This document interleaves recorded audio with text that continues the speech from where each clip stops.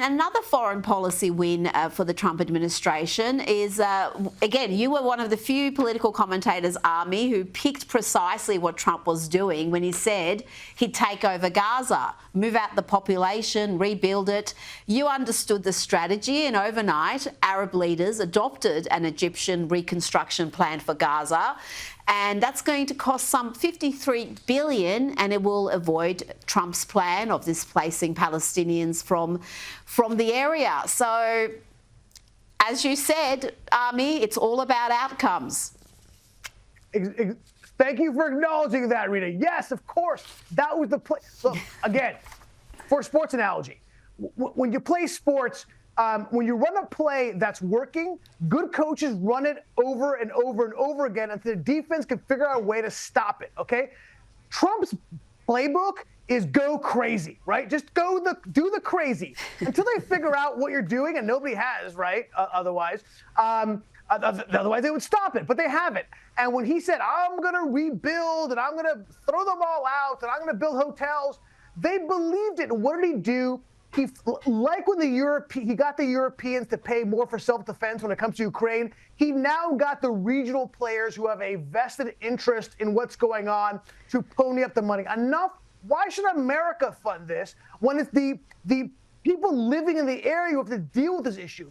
And now they're ponying up, like you said, tens of billions of dollars. I'll point out one quick thing is that they're doing the first phase is $20 billion for $220,000 in housing for the Palestinians, which, by the way, is way better than the $60,000 per tent San Francisco was going to pay for the homeless people. Even the Arabs are more effective in their spend than California City Council is when they're spending on the homeless population.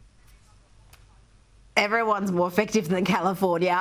Let's talk about now Trump's address to Congress. This really was something like I've never seen before. I've seen plenty of addresses to Congress, plenty of State of Union addresses, but this was just, Ami, 2 hours of pro-America shock and awe. The spirits were high. You can see we've got a standing ovation for everybody. Melania got a standing ovation. Donald Trump walked in high spirits. And he started his speech with this. America is back.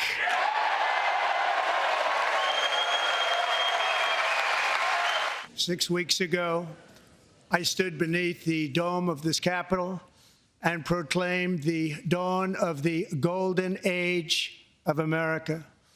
From that moment on, it has been nothing but swift and unrelenting action to usher in the greatest and most successful era in the history of our country.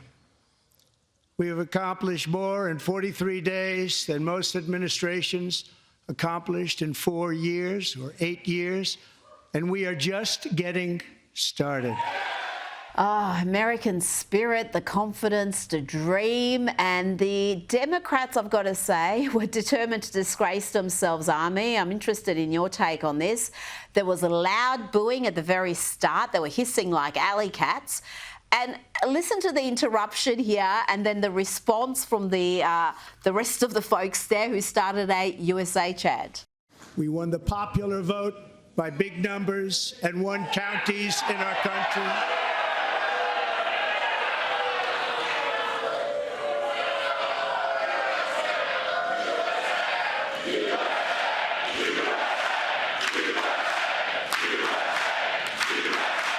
Oh, in the end, Al Green, as we saw there on the screen, he had to be escorted out. I mean, it really was an unseemly little protest, obviously a planned little stunt.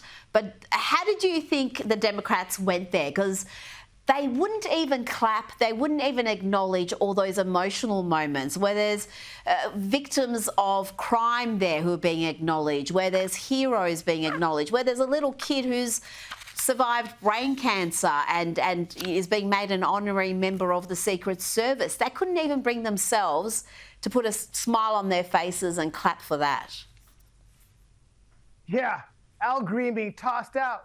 Let's not stay together. Okay, sorry, different Al Green. That I will never sing again. Different. I'm sorry, Rita. I'll never do that again. Look, It was so childlike and willful behavior by the Democrats. I've never seen anything like it. They brought props, right? Like a second-rate Carrot Top. I mean, it was so weird and gross. Look, you know, in all the years I've been seeing, and by the way, you know, look, he went through all the hits. I love teleprompter Trump, right? He went through all his greatest hits for the last 30 days, and that's why I guess this was the longest speech in the history of a president talking to joint Congress. But no, it was grotesque that they could not acknowledge anything, even things you would think seemingly they would agree on, right? He talked about how he's going against the Mexican cartels. Dead silence. You mentioned that 13-year-old kid who has got cancer. Silence. Look, and I've seen when Biden I paid attention when Biden spoke at his State of the Union. When he was introduced, you saw the Republicans stand up and clap because he's their president. The Democrats could not do it. It was such a grotesque display of petulant behavior, and it really spoke poorly of the party. It really did.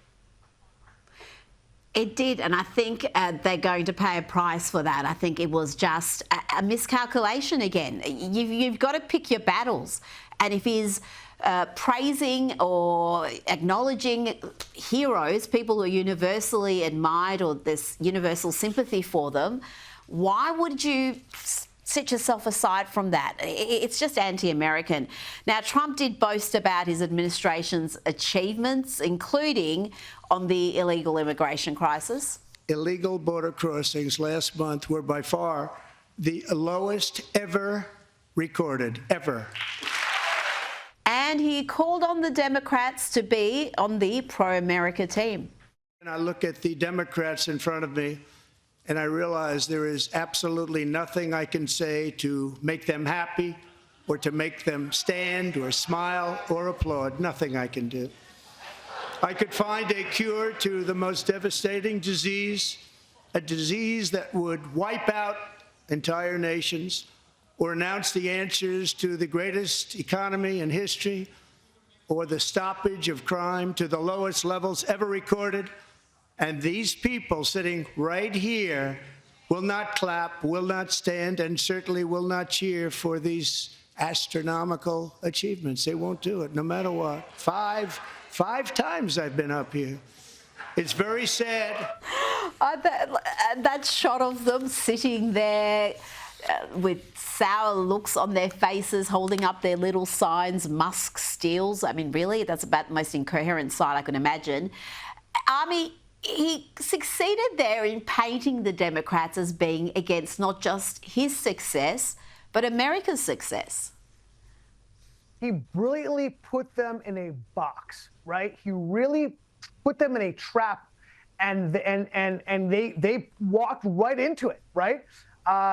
And it played out exactly as he wanted to set out. So, you know, kudos to him. Look, if I can say one thing positive about the Democrats, right, I guess I'm going to try. Look, Elise Slotkin's response, I thought was one of the better responses I've heard in a very long time.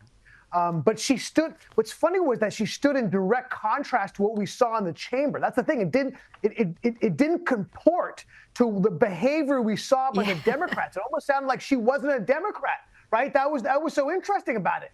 That was not the way they were playing it. It was so weird they had her speak. I thought she spoke well.